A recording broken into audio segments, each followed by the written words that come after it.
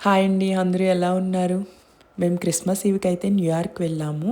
మీరు కనుక ఎన్‌వైసీకి దగ్గరలో ఉంటే కనుక హాలిడే వైబ్స్ అయితే అస్సలు మిస్ చేయొద్దు.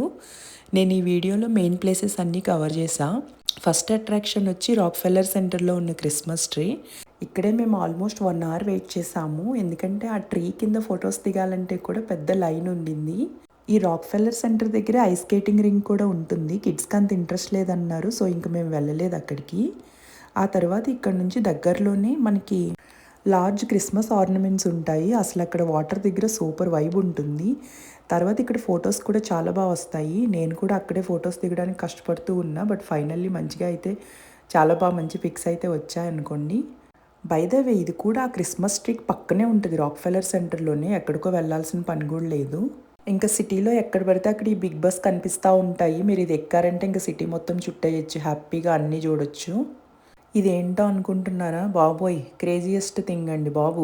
హలాల్ గైస్, రేడియో సిటీ దగ్గర యాడెల్ హలాల్ అని ఫేమస్ హలాల్ ఫుడ్ ఇది. న్యూయార్క్ సిటీ వచ్చిన వాళ్ళు నాన్ వెజ్ తినేవాళ్ళు ఉంటే కనుక ఇక్కడ చికెన్ ఓవర్ రైస్ తినకుండా ఎవ్వరూ ఉండరండి.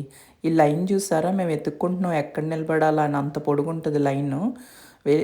మినిమం 2 అవర్స్ వెయిట్ చేయడానికి రెడీగా ఉంటేనే మీరు ఈ ఫుడ్ తినగలరు.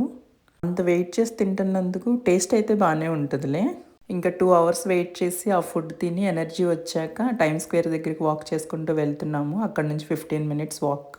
ఇక్కడ న్యూ ఇయర్ ఈవ్‌కి ఒక యాన్యువల్ న్యూ ఇయర్ ట్రెడిషన్ అయితే జరుగుతుంది. అదేనండి టైమ్ స్క్వేర్ బాల్ డ్రాప్ అని. అసలు ఇప్పుడైతే కొంచెం అక్కడక్కడ మీకు జనం గ్యాప్ కనిపిస్తుందేమో. ఇంకా అప్పుడైతే ఫుల్ క్రౌడ్ ఉంటారు. అసలు మనకి ఊపిరి పీల్చుకోవడం కూడా చాలా కష్టంగా ఉంటుంది. అంత జనం ఉంటారు.